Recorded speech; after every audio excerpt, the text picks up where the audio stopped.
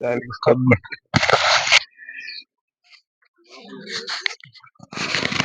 తీసుకో. ये करंट में नहीं था, 20-25 साल से पूरा खराब था। ये हाल हाल में डाले हुए। కాగజ్ నగర్ పట్టణ ప్రజలకు నమస్కారం. మరి ఈరోజు మేము ఈ పట్టణ సమస్యలు తెలుసుకునే కార్యక్రమంలో భాగంగా సీనియర్ నాయకులము కొంగ సత్యనారాయణ గారు, మినాజ్ అహ్మద్ గారు, అదేవిధంగా తాజ్ బాయ్ గారు, సులేమాన్ గారు, రెహమాన్ గారు అందరం ఇక్కడ తిరుగుతా ఉన్నాం. మరి 1వ నెంబర్ వార్డులో ఒక్కసారి మీరు చూడండి, ఈ మున్సిపల్ శాఖ అధికారులు, కాంట్రాక్టర్లు ఒక డ్రైన్ కట్టిండ్రు. ఈ డ్రైన్ కు తలా తోక లేకుండా కట్టిండ్రు. ఈ డ్రైన్ నుంచి వాటర్ ఎక్కడ కూడా పోవడం లేదు. ఈ డ్రైన్ కు అవుట్లెట్ లేదు, ఇన్లెట్ లేదు. ఇది ఎక్కడ కనెక్ట్ చేసిండ్రో ఎవరికి తెలియదు. నామకే వాస్తే డ్రైన్ కట్టిండ్రు. ఒకసారి చూపించండి. డ్రైన్ అక్కడ నుంచి అట్లా తీసుకపో. సగం అసలు డ్రైన్ లో వాటరే లేదు. ఈ డ్రైన్ ఎందుకు కట్టిండ్రో తెలియదు. ఆ ఇండ్లలో నుంచి ఈ మురికి నీరు అంతా కూడా ఎక్కడికి పోతుందో తెలియదు. సో ఇలాంటి పరిస్థితులు. అట్లనే ఈ డ్రైన్ లో వాటర్ ఏ మేజర్ డ్రైన్ కి కలవాలి, ఆ మేజర్ డ్రైన్ పోయి ఎక్కడ వాటర్ ను మొత్తం కూడా మరి ఎంప్టీ చేయాలి అన్న విషయం మీద ఎక్కడ కూడా ఇంజనీర్లకు అవగాహన లేదు.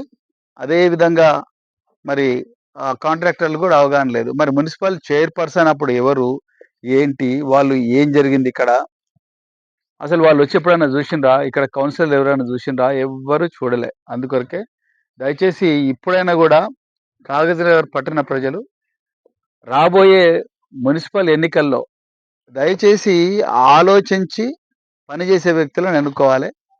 అదేవిధంగా మెడకాయ మీద తలకాయ ఉన్న వ్యక్తులను ఎన్నుకోవాలి. ఊకే గంగిరెద్దులను ఎన్నుకొని వాళ్ళు అక్కడ లోపల పోయి ఊకే తల ఊపి ఈ సిర్పూర్ కాగజ్నగర్ పట్టణాన్ని నాశనం చేసే పరిస్థితి తీసుకురాకూడదు.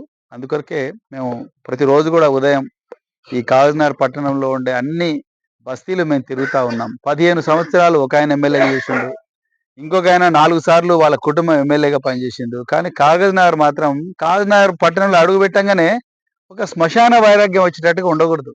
పట్టణాన్ని చూస్తే మంచి ఆలోచనలు రావాలి, ఆరోగ్యం బాగా కావాలి. నిన్న మేము కొనస వార్డు 18th వార్డు 18వ వార్డుకు పోతే మొత్తం రాత్రంతా నిద్ర పట్టలేదు మాకు. ఎందుకంటే మొత్తం ముక్కులోకి ఆ దుమ్ము ధూళిపోయింది. మేము ఒక రోజుకే అంత అక్కడ కింద మీద పడి బతికినాము, గిలగిల కొట్టుకున్నాం.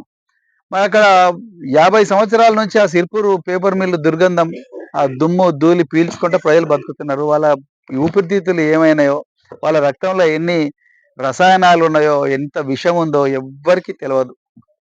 అలాంటి పేపర్ మిల్ నుంచి 1.5 కోటి 2 కోట్లు తీసుకోవాల్సిన పేపర్ మిల్ నుంచి 54 లక్షలకే కుదించిండ్రు.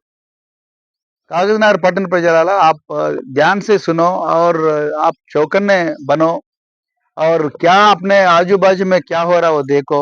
कौन अपने लिए काम करेगा, कौन जालिमों का आवाज बनेगा, कौन अपने भविष्य का बारे में सोचेगा, कौन अपना भविष्य को सत्यानाश करेगा, अपना खराब करेगा, वो सब चीज आप एक बार जान के आने वाले दिनों में अच्छे लीडर को चुनो। यही बातों से मैं फिर एक बार आपको मिलता हूँ। धन्यवाद। जय तेलंगाना।